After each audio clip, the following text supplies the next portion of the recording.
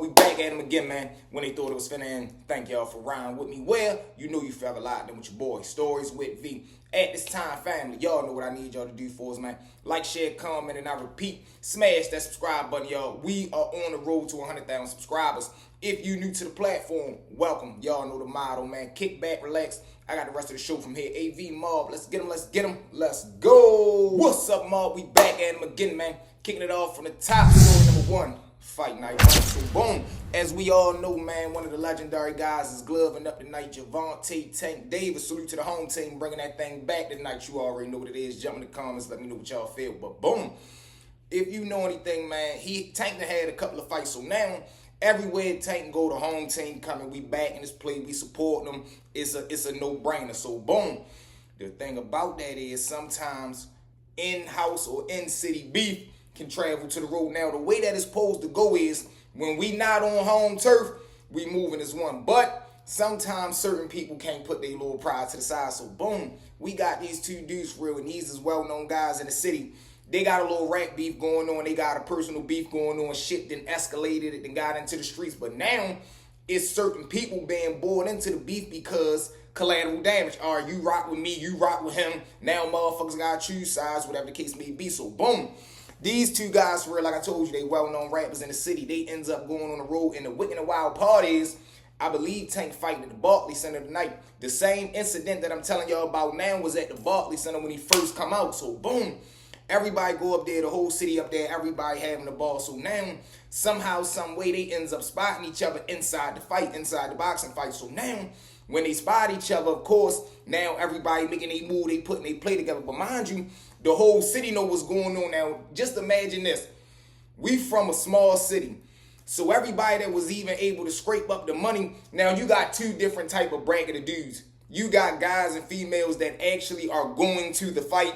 Then you got the guys and the girls that are just going to New York City. Like, they just going to be there. They might catch the let out. They might bunk bed and share a room, try to stay the night with somebody. People play wicked and wild games just to act like they on the road. So now we got three different situations in this one. So now the two little rapper dudes, they spot each other inside the fight. They start jumping on the phone, making they listen, boy, I got him. Listen, make sure you pull up here, be here, have that there, whatever the case may be.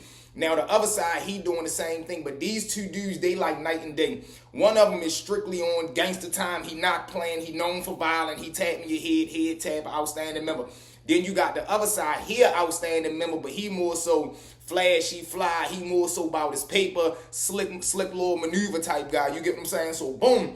Now, after the fight happened, because Tank get him out of there, boom, he knock him out like the third round. Everybody going to uproar, but when the fight letting out, the guy from this side, he try to sneak out. Whole time, the other side dude, the cruddy side dude, he spot him. So, whole time, they both get to going outside the door. When they get out front, I told you, the little dude from this side, that's a head tapper. He not playing. He don't got no cut card. So he start going at him. He start charging him. He ready try to bust him up. Whole time, the other dude that's known for getting money, he start taking off. Now, mind you, this is how the story come back to us. Everybody was out there.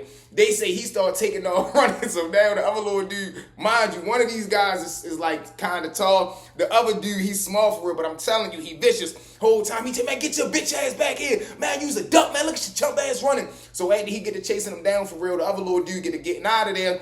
Now, mind you, both of these guys be talking gangster to each other, telling each other what they gonna do if they ever run across each other. But now, it couldn't really get to the wickedest level where as though motherfuckers got that demonstration because we on the road, everybody up New York. So he ends up running. He gets up out of there. He run from the center to, I guess, back to the hotel, or somebody spot him in traffic. He jump in the car with them. He go back to the room. But now, of course, he got to play like, man, no, niggas try to act like they was trying to jump me. I was out there, man, I ain't have it on me. We out New York, niggas is bluffing. The police was out there. This, that, and the third. So now, they gets into that, but now everybody making their way back into the city. Now stay with me too, because on the other hand, you got a little dude who, when we in town, he hitting a pack for somebody. He flushing the pounds for a big man, a boss guy. So the boss, 2 nights before the fight, he called him like, yo, you got my motherfucking money for me, because the little dude always be doing a little bluffing, playing games, shit like this. The plug will call him, he'll be like, oh, you got something for me, just because I'm trying to hurry up and either go back in, or I done already went back and I'm trying to give you some more so I can get my motherfucking money and put it up and make sure my count right. He always playing spin games. No, bro, give me an hour. I'm going to call you later on. I'm ready to drop my daughter off. I'm with my baby mother. He always got an excuse, but then he'll pop up on the internet flashing money. He'll pop up on the internet toting bags out the mall. He'll pop up on the internet buying his girl or his kids some gifts and shit like, man, you spending my money, not you spending my money, spending me, and you ducking my calls, man, stop fucking playing with me. And then that's what a lot of people don't understand. Majority of the time, it don't be the money. It be the money, but it don't be the money. It be the principle. It's the fact that, man, I gave you something. You begged me for something. I gave it to you on the strength of you, my man. We supposed to be locked in. But now, once you get the shit from me, you don't want to pay it back, or you hard to get up with. You shouldn't be hard to find when it's time to pay me my money back, because you wasn't hard to find when you came asking for the shit. So boom. He owed a plug like $2,500, $3,000, but he ducking him. Now he ducking him because it's his girl's birthday, so he ready to take her, of course, up New York, little shopping spree, nice dinner, nice hotel, and they supposed to go to the fight. But what the little dude don't know is the big man, and he should have already known this, the whole city, anybody that was somebody or that was working with a couple of dollars, they was going out there to the fight. So he should have known that the big man was going to be out there. It was just common sense. So boom. Big man end up spotting him. Now, mind you, while they inside of the arena, the big man jumped on the phone. He called him just to see if he was going to answer. And the plug say if he would have answered, I was going to tell him, man, turn around, you chump ass. I was going to tell him, come up to the section with me and tell him, fuck the bill. We out here in New York. I'm in a good mode. I'm busted, man. Fuck that little petty paper, but don't do that shit again.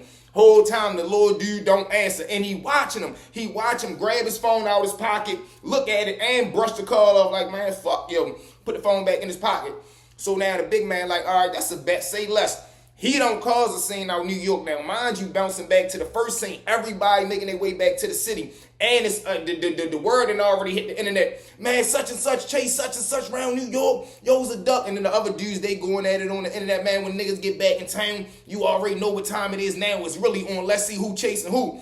Boom. Niggas make it back into the city. 24 hours go by. Everybody get recharged. You know what it is. 2 days later, everybody come back out to regular scheduled program, shaking and moving. Now it's hectic. Now it's really time to go. One of the little dudes called himself spinning around the other guy's neighborhood. It don't work out that way. The other little dude spin back. Now it gets to the point to where as though they say, really what it was is shit was getting too hectic on the internet. Dudes were showing weapons. Dudes were saying what was going on. They were selling their little threats, whatever the case may be. And we believe police got involved. Somehow, some way, one of the little dudes had to go see his PO. Or no, I don't even think he was going to go see his PO. As he come out his house early one morning, time out is already posted out front of his house. They ends up blitzing him. He got a 4 or 5 on him. They ends up booking him. But now the word is the other dude told the police that he was coming to do something to him, and he had a loaded firearm in his house. Police take the tip. They stake out the house. Soon as he come outside, they blitz him. They end up knocking him off with the joint. So now he over to jail, locked up for a bit. And he's saying that the other little dude told him. So now he got smut on his name. So not only do dudes want to knock you off that you beefing with, now you done opened a whole nother door, because it's really starting to look like you did that. Now, whether he did it, we all know he ain't do that. He ain't do no shit like that. What it was is motherfuckers was being too hot on the internet. Police picked that shit up, and we all believe they was already coming to get the little dude that got locked up. They was coming to get him anyway. So boom. Now he's locked up. Other little dude got smut on his name. Now dudes is slowly but surely trying to try him. Dudes that he done gave work to, now they trying to buck on the shit. One probably because they done already fucked up the money. But now that you got this smut on your name, I don't gotta pay you. Why? Because niggas say you a snitch. I'm not ready to pay a snitch.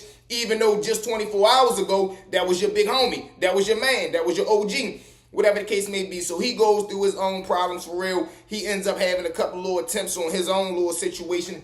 But he managed to shake through. He managed to, still be here. But he ends up getting indicted on a federal charge with another little group of dudes. He ended up going on a run, for probably like 4 or 5 months, still doing internet shit. Being on the internet, teasing the people. They ends up knocking him off for real. I believe a little broad, he had reward money on his head. I believe one of the little broads he was knocking down, he was staying with her. She got mad because she went through his phone, found out he was dealing with another little broad, and of course the pettiness in her come out. She ends up not kicking the nigga out. She sent his ass to jail.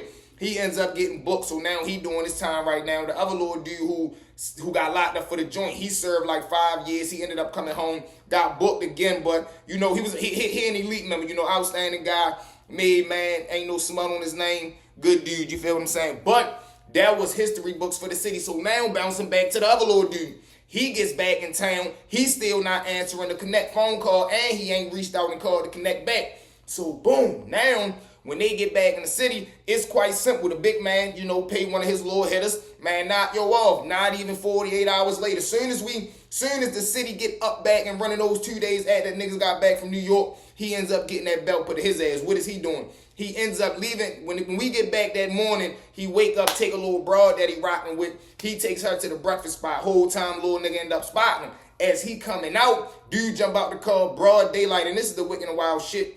When it come to one, emotion, and two, when you got that bag on your head, motherfuckers be moving different. He jumps out the car, broad daylight, M1 a little dude, but he M1 him right there in front of the broad. Now, when the broad get grabbed up, she wanted to corroborate, she wanted to tell, but she kind of knew what was going on inside of the streets, and she knew that people knew her. So if she would have told the police something, all right, go ahead, do what you do. If my man get booked, we gonna knock off your brother. We gonna knock off your uncle. We gonna knock off your father that worked down such and such. Your uncle that be posted down, and whatever the case may be. So she ends up, sticking to the code, playing by the rules. Police grab her up. She say she don't know who it was, what it was. It was a lot going on. She was more so worried about her boyfriend.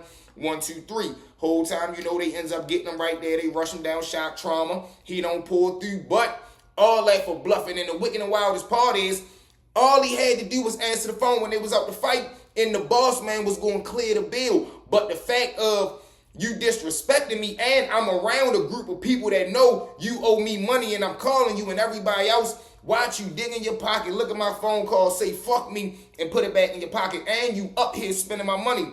So like I tell y'all, man, it's always about that respect thing, and that's why I tell y'all, do not get involved in the streets. But y'all know the motto, man. What wicked and wild situations. With that being said, family, thank y'all for riding with me. Well, you forever locked in with your boy, Stories with V. At this time, one more time for me, family. Like, share, comment, and I repeat, smash that subscribe button, y'all. We are on the road to 100,000 subscribers. I love y'all with everything in me. Let's get it, let's get it. Let's go. We out.